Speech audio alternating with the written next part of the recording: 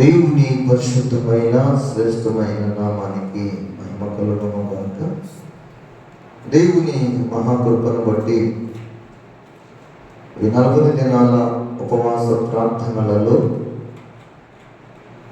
ఈ రోజున మనము ఈ 20వ రోజు ఈ పగటి కాలపు వేళ దేవుని యొక్క మందిరంలో దేవుని యొక్క సన్నిధిలో చేరి మనం దేవుని నామమును మహిమపరుస్తూ పాటలు పాడుతూ దేవుని నామాన్ని గుర్తు చేస్తూ ఉన్నాం.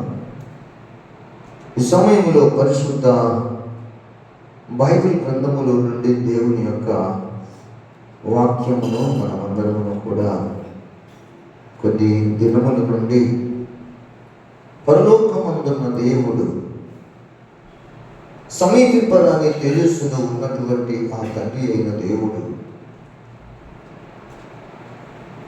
తన సన్నిధిలో ఉంటున్నటువంటి తన ప్రియ కుమారుడైన జ్యేష్ఠుడు అనబడిన ఆ వాక్య దైవము ఈ భూమి మీద దేవుని రాజ్య స్థాపన చేయుట కొరకై ఈ భూమి మీద ఆ దేవదేవుడు చేయదలిచినటువంటి కార్యక్రమములను గురించి మనము చదువుతూ మనం నేర్చుకుంటూ ఉన్నాం. ఈ భూమి మీద దేవుని రాజ్య స్థాపన జరుగుట కొరకై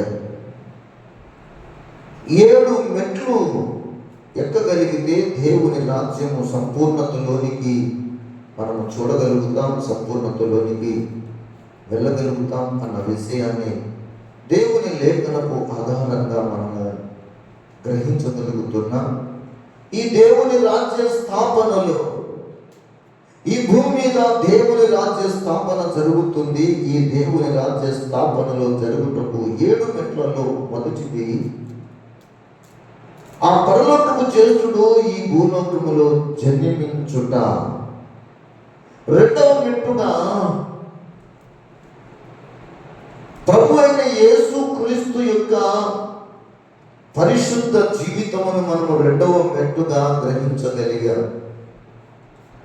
అలాగే దేవుని రాజ్య స్థాపనలో 3వ మెట్టు యేసు క్రీస్తు యొక్క శిలువ మరణము. 4వదిగా ప్రభు అయిన యేసు క్రీస్తు పునరుద్ధానము. 4వ మెట్టుగా ప్రభు అయిన యేసు క్రీస్తు సమాధిని గెలిచి లేచి పునరుద్ధానుడైనటువంటి సందర్భమును మనము గడిచిన కాలములో మనము విన్నాం. ఈరోజు దేవుని పరలోక రాజ్య స్థాపన భూలోకములో జరుగుటకు 5వ మెట్టుగా ప్రభు అయిన యేసయ్య పరలోకానికి ఆరోహణమైనటువంటి సందర్భాన్ని మనము 5వ మెట్టుగా మనమందరం గుర్తించవలసి వచ్చింది. అందుకే పరిశుద్ధ లేఖనములో ఈ పరలోక రాజ్యమునకు ప్రభు అయిన యేసయ్య ఎప్పుడు ఆరోహణమయ్యాడు, యేసు పరలోక ఆరోహణము ఎప్పుడు జరుగుతుంది అన్న విషయాన్ని మనం పరిశుద్ధ లేఖనాలలో జవాబుగా మనం చూడగలిగితే, దయచేసి మనమందరము కూడా యోహాను సువార్తలోనికి ఒక్కసారి మనమందరం కూడా 20వ అధ్యాయములో 13వ వచనము నుండి మనము గ్రహించగలిగితే ఈ మాట మనకు తెలుపబడుతుంది. ప్రభు అయిన యేసు చనిపోయాడు, సమాధి చేయబడ్డాడు. 3వ దినమున లేఖనముల ప్రకారం ఆయన తిరిగి లేచెను. స్తోత్ర. ఈ సంగతి ఎవరికి తెలియదు. ఆయన తిరిగి లేచాడు. తిరిగి లేచిన సంగతి తెలియదు కానీ ప్రభు అయిన యేసును వెంబడించినటువంటి భక్తులు అనబడిన, శిష్యులు అనబడిన అపోస్తలులు, అలాగే యేసును సిలువ వేసిన ప్రధాన యాజకులను, శాస్త్రులను మాత్రం వారందరి విశ్వాసము నిరీక్షణ ఏంటంటే యేసు చెప్పాడు బ్రతికి ఉన్నప్పుడు ఆయన 3 దినములైన తరువాత నేను తిరిగి లేచెదను, మూడవ దినమున తిరిగి లేస్తాను అని చెప్పిన మాట అందరికీ గుర్తుండిపోయింది. స్తోత్ర. సిలువ వేసిన వారికి గుర్తుండింది, ఆయన వెంబడించిన వారికి, అపోస్తలులకును, శిష్యురాండ్రకును కూడా అందరికీ గుర్తుండిపోయింది. అందుకనే యేసయ్యను సమాధి లోపల వెతకటం ప్రారంభించారు. ఈ సమాధి లోపల ఏమీ కనబడలేదు, యేసు దేహము కనబడలేదు. అందుకే యోహాను సువార్త 20వ అధ్యాయం 13వ వచనంలో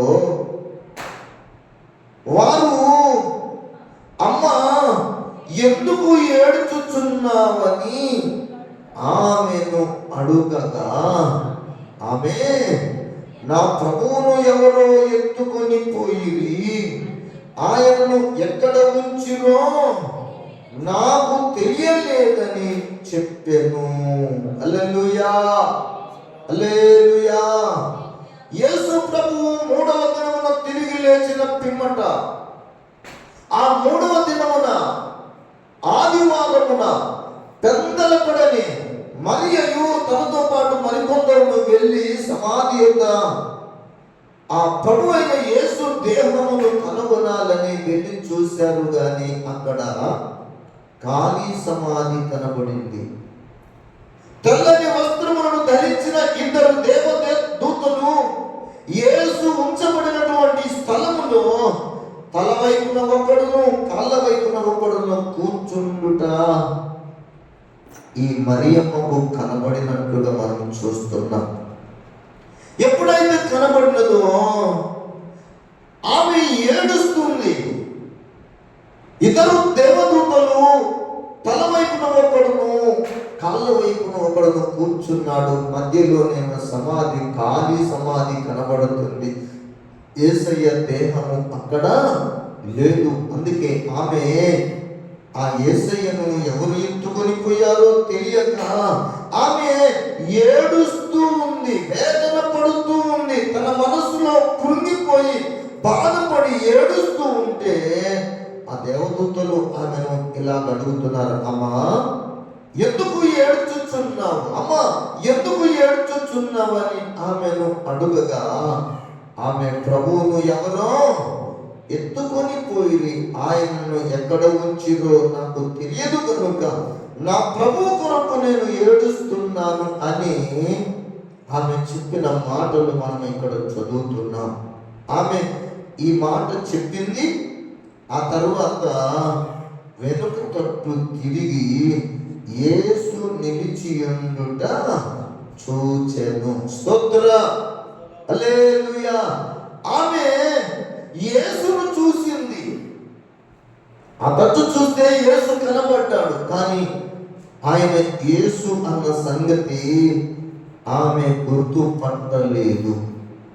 15వ వచనంలో యేసు, అమ్మా ఎందుకు ఏడ్చుచున్నావు, ఎవరిని వెలుగుచున్నావు అని ఆమెను అడుగగా, ఆమె ఆయన తోటమాలి అనుకొని, అయ్యా నువ్వు ఆయనను మోసుకొని పోయిన ఎడల ఆయన ఎక్కడ ఉంచితువో నాతో చెప్పుము, నేను ఆయనను ఎత్తుకొని పోదునని ఆయనతో చెప్పాను.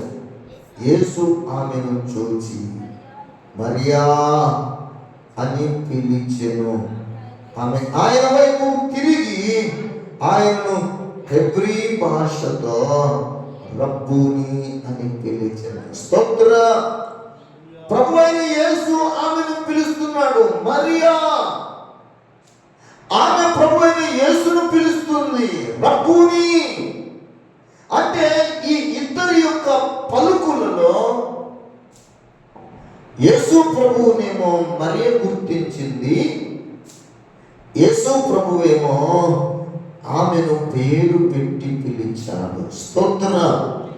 ఈ ఇద్దరి మధ్య ఉన్నటువంటి దేవుని సంబంధమైన ఈ ప్రేమ ఆమె ఎప్పుడైతే అర్థం చేసుకోగలిగిందో దేవుని బిడ్డలారా, ఆమె ఆ మాటకు ఆయన బోధకుడా రబ్బూని అని పిలిచి ఆయన వైపుకు దగ్గరకు వెళ్ళింది. ఆయనను హత్తుకుందామని, ఆయనను పట్టుకుందామని, ఆయనను విడిచిపెట్టకుండా తన జీవితంలో హత్తుకుందామని అనుకున్నది.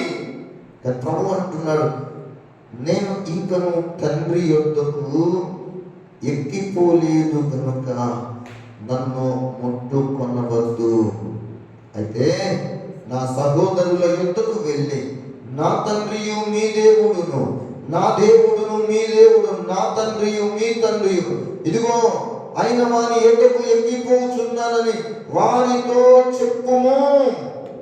అప్పుడు మగ్దలేని మరియ వచ్చి, నేను ప్రభువును చూచి తిని, ఆయన సమాధిలో లేడు, ఆయన సజీవుడుగా లేచి ఉన్నాడు అని అందరికీ సాక్ష్యం చెప్పింది. స్తోత్రం. యేసు సమాధిలో లేడు, యేసు సజీవుడుగా లేచాడు. యేసును సమాధి చేసినటువంటి ఆ సమాధి ఖాళీ స్థలముగా ఉండిపోయింది. యేసు లేచాడు, యేసు లేచాడు. తాను చెప్పినట్లుగా 3వ దినమున యేసు లేచాడు అన్న వార్త ఎవరు బిడ్డలారా ఆ ప్రాంతమంతటా ప్రాకిపోయినట్లుగా మనం పరిశుద్ధ లేఖనాలలో మనం చదవగలుగుతున్నాం. ఇప్పుడు మీరు జ్ఞాపకం చేసుకుందాము, యేసు చనిపోయాడు, సమాధి చేయబడ్డాడు, 3వ దినమున మరణాన్ని గెలిచి లేచాడు. ఆ యేసు ప్రభు సమాధిని గెలిచి లేచిన తరువాత ఇదిగో ఇక్కడ మనం గమనిస్తున్నాము, స్త్రీలకు కనబడ్డాడు, అనేకులకు కనబడ్డాడు, ఆయనను వెంబడించుచున్న అపోస్తలులకు కనబడ్డాడు. ఈ విధంగా యేసు భూమి మీద పునరుద్ధానుడై లేచిన తర్వాత 40 దినాలు భూమి మీద సంచరించిన సందర్భం మనం పరిశుద్ధ బైబిల్ గ్రంథంలో అపోస్తలుల కార్యాలు 1వ అధ్యాయము 3వ వచనాన్ని మనం చదవగలిగితే ఈ విషయం మనకు చాలా స్పష్టంగా చెప్పబడుతూ ఉన్నమాట. ఆయన శ్రమ పడిన తరువాత 40 దినముల వరకు వారికి అగపడుచు, చూడండి, దేవుని రాజ్యములను గూర్చి బోధించుచు అనేక ప్రమాణములను చూపి వారికి తనను తాను సజీవునిగా కనబరచుకొనెను. స్తోత్రం చెప్పుదాం. హల్లెలూయా, హల్లెలూయా. యేసు సజీవుడుగా లేచిన తరువాత ఈ భూమి మీద 40 దినాలు ఈ భూమి మీద సంచరించుచు ఆయన వారికి అగపడుచు వారికి అనేక ప్రమాణములను అనేక రుజువులను చూపుతూ వారికి అందరికీ కూడా తనను తాను సజీవునిగా కనబరచుకొనెను. స్తోత్రం. హల్లెలూయా. ఎందుకు యేసు తనను తాను సజీవునిగా కనబరచుకొనవలసి వచ్చింది అంటే దేవుని రాజ్యములో ప్రవేశించే వారిని గురించి ముందుగానే ఎరిగిన వాడు గనక దేవుని రాజ్యములో ప్రవేశించే వారికందరికీ యేసు మాదిరి చూపవలసి వచ్చెను. స్తోత్రం. ఎవడైనా దేవుని రాజ్యంలో ప్రవేశించాలి అంటే వారు జననము పొందాలి, జన్మించాలి. ఎవడైనా దేవుని రాజ్యములో ప్రవేశించాలంటే వాడు పరిశుద్ధమైన జీవితాన్ని జీవించాలి. ఎవడైనా దేవుని రాజ్యములో ప్రవేశించాలి అంటే భూ సంబంధమైన కోరికలను, ఆశలను, దురాశలను, అతిక్రమములను, అవిధేయతను, భూమి మీద సంబంధించిన ప్రతి దానిని వాడు చంపివేసుకోవాలి. చంపివేసుకుంటేనే, శరీర కార్యాలను చంపివేస్తేనే, శరీర కార్యాలను నశింపు చేస్తేనే దేవుని రాజ్యములో మనం ప్రవేశించగలుగుతాం. శరీర క్రియలను చంపకుండా ఏ మనుషులను కూడా దేవుని రాజ్యములో ప్రవేశింపలేడు. అందుకే ఇప్పుడు దేవుని రాజ్యము స్థాపించబడాలి అంటే యేసయ్య మరణము అవసరమైంది. అలాగే యేసయ్యను నమ్మిన బిడ్డల జీవితాలలో కూడా మనమందరమును పాపము విషయమై చచ్చిన వారమై, నీతి విషయమై మనమందరము జీవించు వారమును కావాలని దేవుడు మనకందరికి తన ప్రియ కుమారుని యేసును ఈ భూమి మీద తన రాజ్య స్థాపన కొరకు మనకందరికి మాదిరి చూపించాడు. స్తోత్ర. ఇక్కడ మనం చదువుకుంటున్న ఈ లేఖనములలో ప్రభువైన యేసయ్య చనిపోయి సమాధి చేయబడి 3వ దినమున మరణాన్ని గెలిచి లేచి 40 రోజులు ఈ భూమి మీద అందరికీ కనబడుతూ వచ్చాడు. కనబడి ఆయన ఏం చేశాడంటే అందరికీ రుజువులను చూపించాడు. దేవుని రాజ్యముల గురించి బోధించాడు. దేవుని రాజ్యములో ఉండబోయే స్థితిగతులను గురించి చెప్పాడు. అంత మాత్రమే కాదు ప్రియులారా, దేవుని రాజ్యములో ఉండబోయే నీతి, దేవుని రాజ్యములో ఉండబోయే శాశ్వత సమాధానం, దేవుని రాజ్యములో ఉండబోయే శాశ్వత ఆనందముల గురించి ప్రజలందరికీ, తనను వెంబడించుచున్న వారికి అందరికీ పరిశుద్ధుడైన ప్రభువైన యేసయ్య తనను తాను బోధించుకున్నాడు. తనను తాను సజీవునిగా చూపించుకున్నాడు. ఆ తరువాత ఇక యేసయ్య ఈ భూలోకమును విడిచి పరలోకమునకు ఆరోహణమయ్యే గడియ వచ్చినది కనుక అందరికి ఒక మాట చెప్పాడు. ఇదిగో ప్రభు అయిన యేసయ్య చెబుతున్న మాట, ఆయన వెంబడించిన, ఆయన ఎందరి విశ్వాసం ఉంచిన, ఆయన ఎందరి నిరీక్షణను కలిగినటువంటి దేవుని పిల్లలనబడిన వారికి అందరికీ చెప్పిన మాట, మీరు యెరూషలేము నుండి వెళ్ళక నా వలన వినిన తండ్రి యొక్క వాగ్దానము కొరకు కనిపెట్టుడి. స్తోత్ర. తండ్రి ఒక వాగ్దానం చేశాడు. ఆ వాగ్దానం ఎవరి ద్వారా అనుగ్రహింపబడిందంటే కుమారుని ద్వారా. ఆ కుమారుడు ఇచ్చినటువంటి ఆ తండ్రి ద్వారా కుమారుడు పొందినటువంటి వాగ్దానాన్ని మనకు తెలియజేస్తున్నాడు.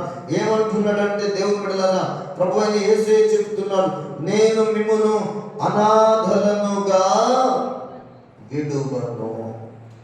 నేను మిమ్ములను అనాథలనుగా విడువను. నేను మిమ్ములను ఇదిగో పరలోక రాజ్యానికి చేర్చేటటువంటి స్థితిలోనే నేను మీ కొరకు పరలోకానికి ఆరోహణము కాబోతున్నాను. ఈ మాటలు మనం జ్ఞాపకం చేసుకుంటున్నాం.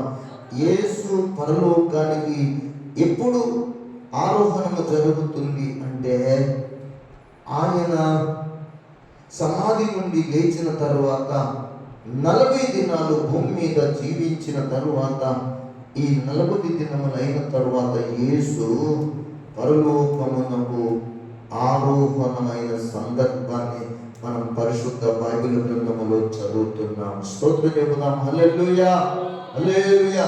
యేసు పరలోకమునకు ఎలా వెళ్ళబోతున్నాడు? ఆ యేసయ్యను ఏ విధంగా పరలోకానికి చేర్చడానికి ఏ వాహనము ఉపయోగించబడింది అంటే మన పరిశుద్ధ బైబిల్ గ్రంథంలో మీరు ఒకసారి అపోస్తలుల కార్యాలు 9వ వచనాన్ని, 1వ అధ్యాయం 9వ వచనాన్ని చూడండి. ప్రభువైన యేసును నమ్మిన ఆయన ప్రజలందరూ కూడా ఒక్క చోటికి సమకూర్చబడినప్పుడు వాళ్ళందరూ కూడా అడగవలసిన ప్రశ్నలు అడిగారు. అప్పుడు ప్రభువైన యేసునాథుడు చెప్పాడు, వాళ్ళకందరికీ సందేహాలన్నీ నివృత్తిని చేశాడు. ఈ 9వ వచనంలో ఈ మాటలన్నీ చెప్పి వారు చూచుచుండగా ఆరోహణమాయెను. స్తోత్ర. ఎవరు చూస్తుండగా? ఆయనను విశ్వసించిన వారు, ఆయనను వెంబడించేవారు, ఆయన పిలువబడిన అపోస్తలులుగా ఎంచబడిన 12 మంది ఆయన శిష్యులు అందరూ చూస్తుండగా ఆయన పరలోకమునకు అనగా తండ్రి యొద్దకు ఆరోహణమాయెను. అప్పుడు వారి కన్నులకు కనబడకుండా ఒక మేఘము ఆయనను కొనిపోయెను. స్తోత్ర. యేసయ్యను ఒక మేఘము వచ్చి జనులకు కనబడకుండా యేసయ్యను పరలోకమునకు ఆరోహణమయ్యాడు అని మనము ఈ లేఖనాలలో మనము చదువుతున్నాం. అయితే దేవుళ్ళ ఇప్పుడు మనం గ్రహించవలసిన మాట ఏంటంటే, పరలోకానికి వెళ్ళిన తర్వాత యేసయ్య ఎక్కడ ఉన్నాడు, ఎక్కడ కూర్చున్నాడు, పరలోకానికి వెళ్ళిన తర్వాత యేసయ్య స్థానం ఏమిటి అని మనం ఒకసారి జ్ఞాపకం చేసుకుంటే, దేవుళ్ళ జ్ఞాపకం చేసుకుంటే, పరలోకము నుండి భూలోకానికి రాకమునకు సమీపింపరాని తేజస్సులో తండ్రి ఉన్నాడు. ఆ తండ్రి దగ్గరే తన ప్రియకుమారుడు అనబడిన జ్యేష్ఠుడుగా ఆ పరలోకములో ఉన్నాడు. కానీ ఆ పరలోకపు మహిమను విడిచి, ఆ సమీపింపరాని తేజస్సును విడిచి ఈ భూలోకానికి వచ్చిన యేసయ్య మరలా అదే సమీపింపరాని తేజస్సులోనికి కొనిపోబడ్డాడు. స్తోత్రం, హల్లెలూయా.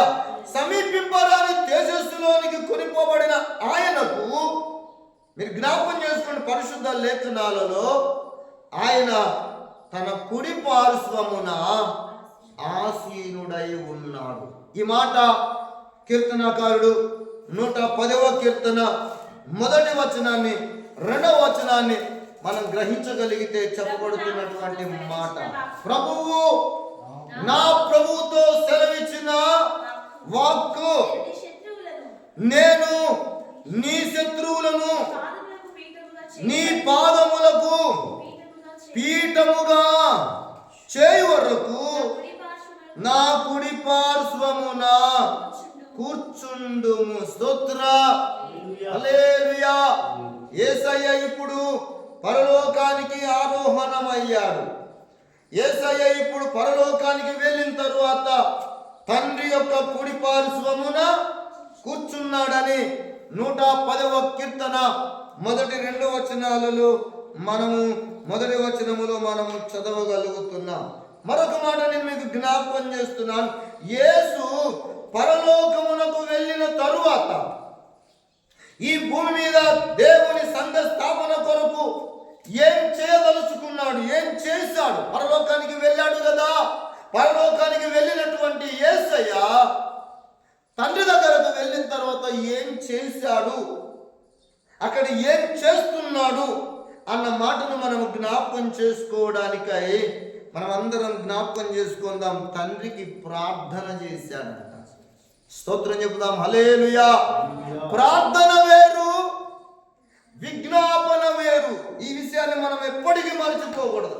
ప్రార్థన, యేసయ్య ఆ పరలోకానికి అనగా తండ్రి దగ్గరకు వెళ్ళి తండ్రి దగ్గర కుడిపార్శ్వముల మీద ఆసీనుడునై ఉన్నప్పుడు ఆయన చేసినటువంటి మొట్టమొదటి పని ఏంటంటే తండ్రికి ప్రార్థన చేసెను. స్తోత్రం.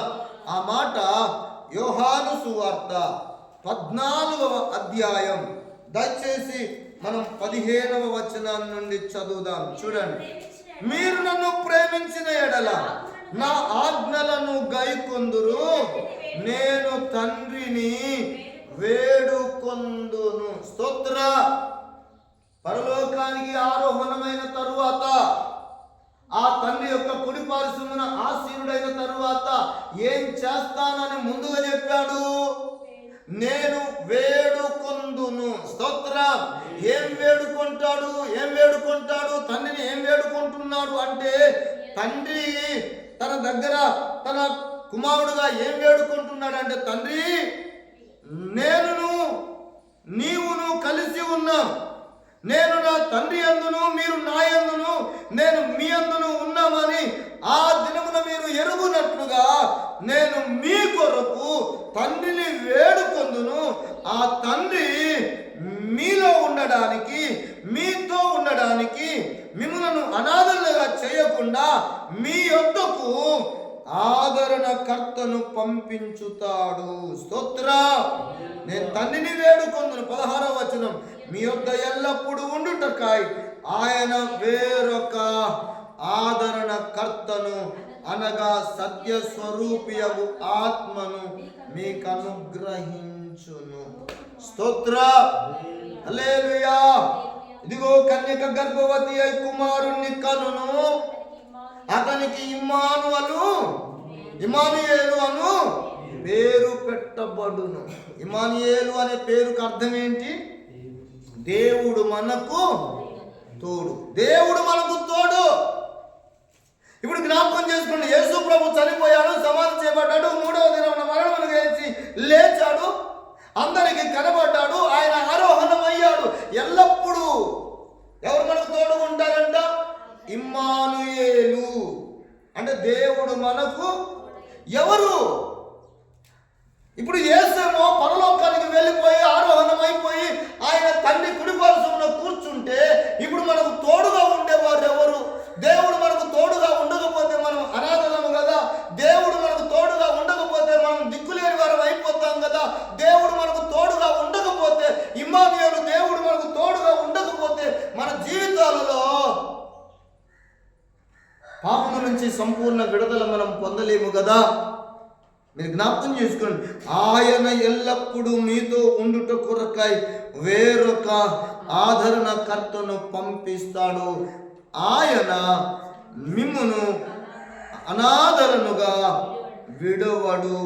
ఆయన మిమ్మల్ని తన పరిశుద్ధాత్మ శక్తితో మిమ్మలను నింపుతాడు, మీతో పాటు ఉంటాడు, మీలో నివసిస్తాడు, మిమ్మలను ఆదరిస్తాడు, మీకు బోధిస్తాడు. అన్నీ కూడా నేను మీకు ఏ సంగతులను అయితే చెప్పానో వాటన్నింటినీ మీకు మరలా జ్ఞాపకం చేస్తాడు అని, అదిగో మనందరి కొరకు తండ్రిని వేడుకొని మనందరి కొరకు పరిశుద్ధాత్మను ఈ భూమి మీదకి పంపిన సందర్భమును మనము చూడగలుగుతున్నాం. స్తోత్రం. ఇప్పుడు మనం గమనిస్తున్న 5వ మెట్టు, ప్రభు అయిన యేసయ్య పరలోకానికి ఆరోహణ. ఇప్పుడు ఆరోహణమైన యేసయ్య ఏం చేస్తున్నాడంట? తండ్రికి ప్రార్థన చేశాడు. దేని కొరకు ప్రార్థన అంటే, తండ్రి నేను వారికి మాట ఇచ్చి వచ్చా.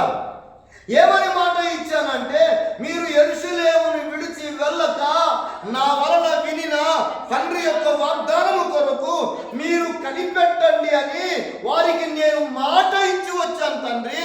కాబట్టి మీరు వారికి ఆదరణకర్తను, పరిశుద్ధాత్మను వారికి మీరు అనుగ్రహించాలని తండ్రికి వేడుకొన్నాడు. వేడుకొనిన వెంటనే భూమి మీదకి పరిశుద్ధాత్మ కుమ్మరింపు జరగలేదు. 40వ రోజు పరలోకానికి ఆరోహణమై వెళ్ళిన యేసయ్య తండ్రికి ప్రార్థన చేశాడు, ఆదరణకర్త ఇక్కడికి పంపిస్తానని. అయితే వెనువెంటనే పరిశుద్ధాత్ముడు రాలేదు. మరొక మాట, ప్రభు అయిన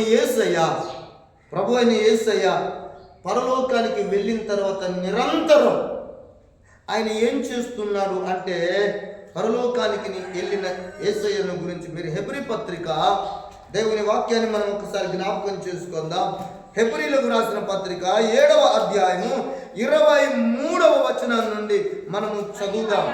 మరియు ఆ యాజకులు మరణము పొందుట చేత, అంటే ఆ యాజకులు అనగా ధర్మశాస్త్ర ప్రకారం ప్రారంభమైన యాజక సేవ, లేవీయుడైన అహరోను ద్వారా యాజక సేవ ప్రారంభించబడినది. ఆ యాజకుడైన అహరోను మొదలుకొని అందరి జీవితాలలో మరణము పొందుట ఎల్లప్పుడూ జరుగుతూనే వచ్చింది. కాబట్టి దేవుని బిడ్డలారా 23వ వచనము, ఆ యాజకులు మరణము పొందుట చేత ఎల్లప్పుడూ ఉండ సాధ్యమును కానందున అనేకులైరి.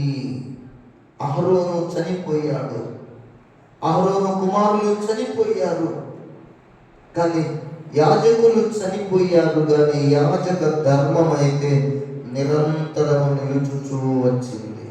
ఏ యాజకుడు కూడా ప్రజల యొక్క పాపాలను, వారి వ్యక్తిగత పాపాలను పోగొట్టుకోలేకపోయారు. కనుక ఇదిగో మనందరి పాపాలను పోగొట్టుట కొరకు ఈ హెబ్రీ పత్రిక 7వ అధ్యాయం 24వ వచనం సెలవిస్తున్న మాట, ఈయన నిరంతరము ఉన్నవాడు గనుక మార్పు లేని యాజకత్వం కలిగిన వాడాయను.